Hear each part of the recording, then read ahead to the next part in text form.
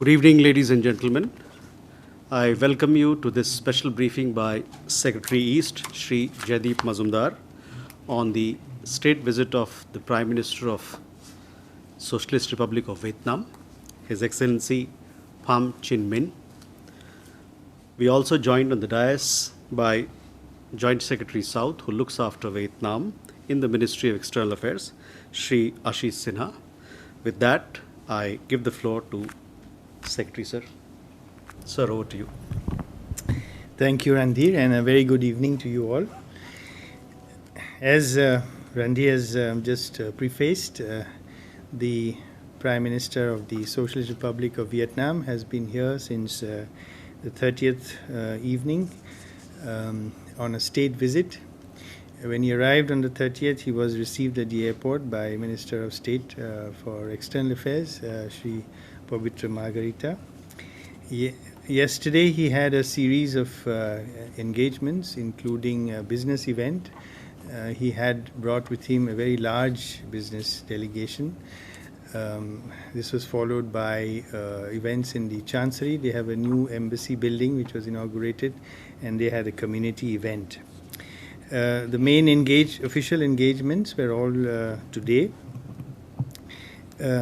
The visit of the Prime Minister is after quite some time.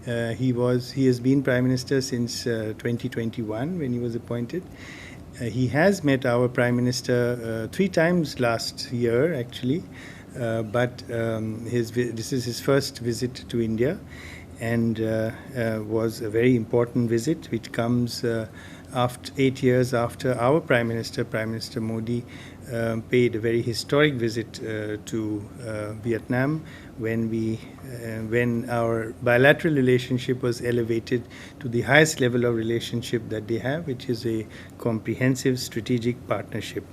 And over these 8 years, both sides have been working on the agenda of our bilateral partnership, and therefore this was an occasion to take stock of where we are and to plan the road for the future. So earlier today, Prime Minister Pham Minh Chinh was accorded a ceremonial welcome at Rashtrapati Bhavan forecourt by the Prime Minister. You have seen the visuals. It was a very solemn, grand, and yet a ceremony that was full of warmth. You saw the warmth between the 2 Prime Ministers in that event. This was followed in the official engagements by restricted level talks with our Prime Minister, followed by delegation level talks and a lunch. And the Prime Minister called on Rashtrapati Ji and also Uparashtrapati Ji. Honorable External Affairs Minister had met him yesterday evening. So it was a full day of engagements for the Prime Minister, and he also addressed a little while ago the ICWA had organized in Sapru House a strategic talk by him on strategic policy matters. As you know, Vietnam is one of our closest partners in the ASEAN region and a pillar of our Act East policy. It is a country with which we have a long and historic and civilizational relationship, which has blossomed into many different fields, in the defense and security field, in the economic trade and investment field, in people-to-people contact. So all these are very bright areas of our cooperation.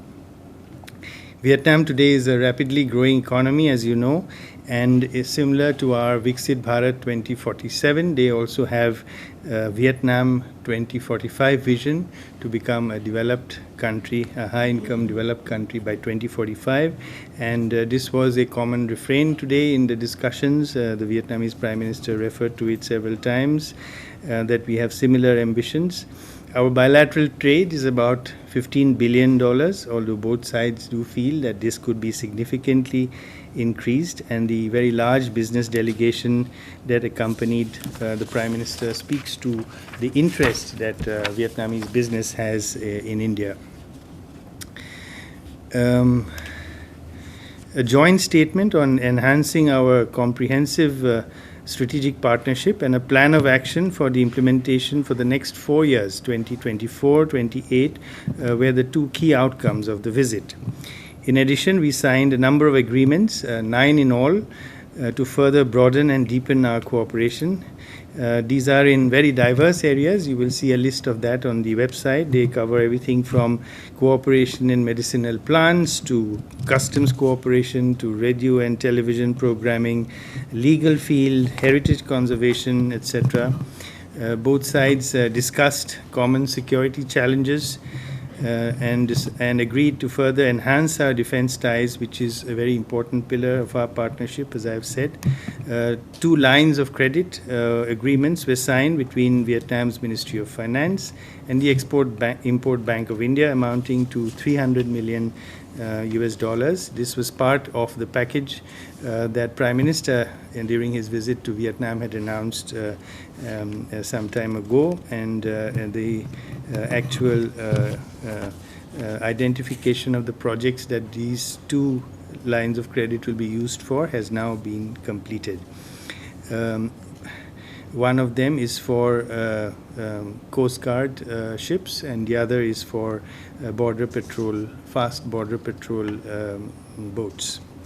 Both the Prime Ministers witnessed the signing and exchange of the MOUs, and at that time they also virtually inaugurated the Army Software Park in the Telecommunications University in Nha Trang in Vietnam, which has been completed under an Indian grant.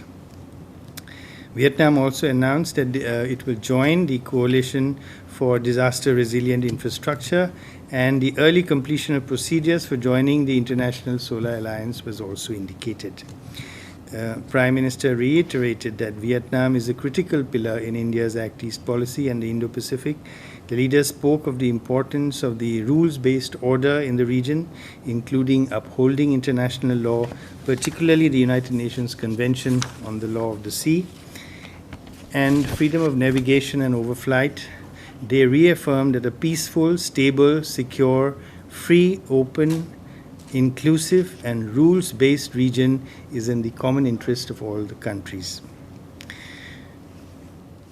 Preservation of shared heritage was also one of the dimensions in which we cooperate with Vietnam. India has provided technical assistance worth $2.25 million for conservation and restoration of UNESCO World Heritage Site at My Son in Quang Nam Province. ASI, and the Archaeological Survey of India, has completed the restoration of 3 of the sites, and a letter of intent was signed for the F block of temples in the area of conservation of shared heritage. Also, an MOU for development of the National Maritime Heritage Complex at Lothal was also signed in this context. The Prime Ministers underscored the importance of closer people-to-people exchanges, with tourism booming between the countries, anything between 300,000 to 400,000 in number. There are as many as 56 flights a week between the two countries, which shows that the people-to-people relationship is also booming. Both sides discussed opportunities to cooperate on global South issues, where Vietnam participated in the first and the second Voice of the Global South Summit hosted by India last year. And both sides also agreed to enhance parliamentary exchanges. The meeting between the two leaders has been highly productive, affording them an opportunity to comprehensively review the full spectrum of bilateral relations.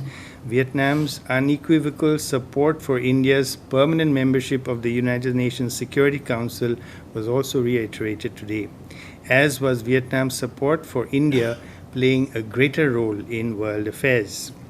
In conclusion, I could say that the India-Vietnam relationship is a civilizational is one of civilizational friends, and India as a trusted partner was reiterated again and again by the Vietnamese Prime Minister. I will now take some questions if you have any. So, Ayushi, we can start from you. So this is Ayush Shirwal from ANI. Good evening. Can we have more details on the discussion in defense sector?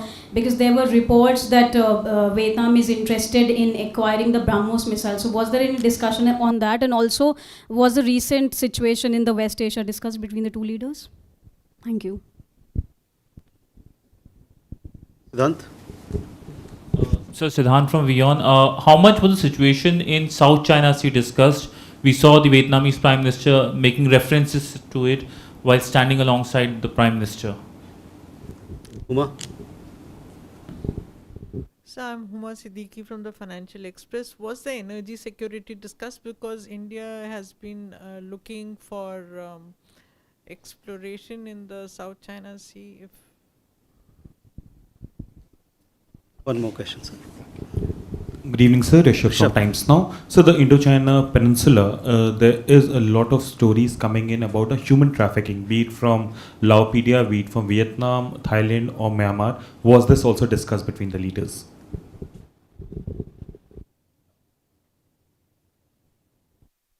Okay, so I have 4 questions here on the defense sector. While I will not go into specifics, within the comprehensive strategic partnership that we have, defense collaboration, as I have said, is a very important pillar.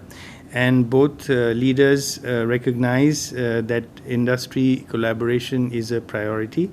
Indeed, defense industry cooperation has emerged as a very significant area, as I have described to you in my initial presentation, including the defense lines of credit. We have signed an implementation arrangement for defense industry cooperation, which establishes a framework for such cooperation. Then we also have an overarching approach to defense supplies for Vietnam, guided by their specific requirements. Technology transfers in defense production was also one of the areas identified by the Vietnamese side as an area of their interest. Turning to the South China Sea, both sides, as I have said, discussed the importance of the South China Sea.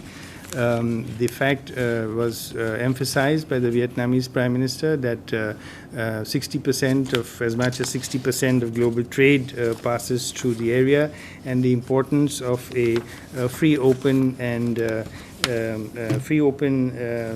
waterway and lines of sea lines was of utmost importance. Freedom of navigation and overflight is of utmost importance, and that a peaceful, stable, secure, free and open and inclusive and rules-based region is something that both Vietnam and India share as important for us as well as for others in the region.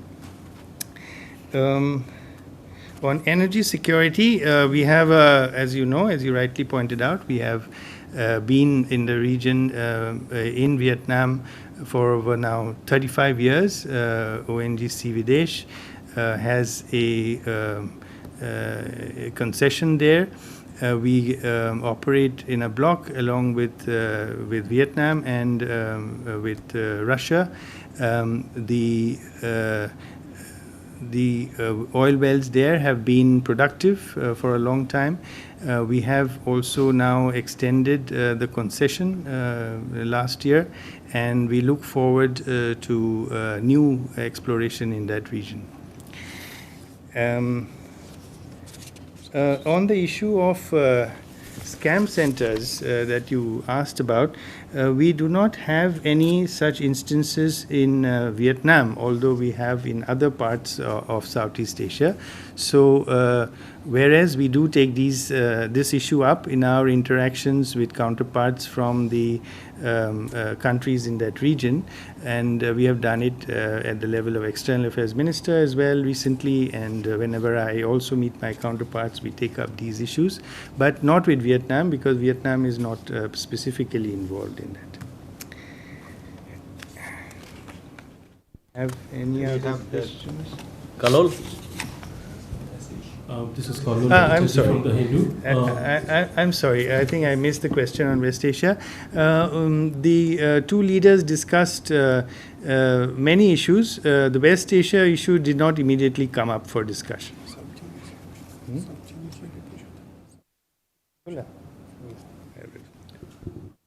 Kalol? This is Karlo Bhattacharjee from the Hindu, sir. The Prime Minister mentioned, the Vietnamese Prime Minister mentioned Myanmar was discussed. So I want to know, I mean, was there a common approach discussed? Because he said that it's not a single country which could come up with a solution to such a problem, and it required collective efforts. So could you please elaborate on if there was a solution approach that was also discussed? So Myanmar, of course, is also an ASEAN country, member of ASEAN. It's also a member of BIMSTEC. It's also our neighboring country with which we share a very long border. So being an ASEAN member state, we did have discussions with Vietnam regarding Myanmar, and the fact that both India and Vietnam support the 5 principles that the ASEAN have emphasized as their attitude, as their policy towards Myanmar. And both sides did talk about the importance of peace and stability in Myanmar. So in that respect.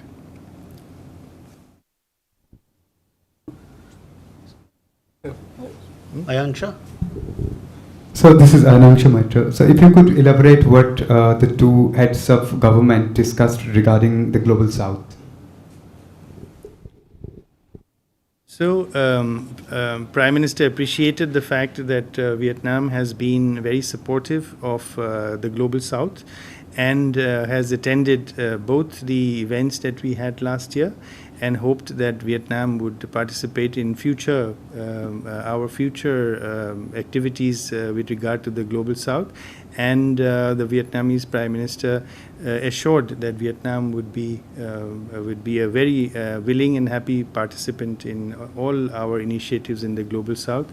He's, as I mentioned, he indicated that Vietnam is fully supportive of India's role in world affairs and all the initiatives that we take.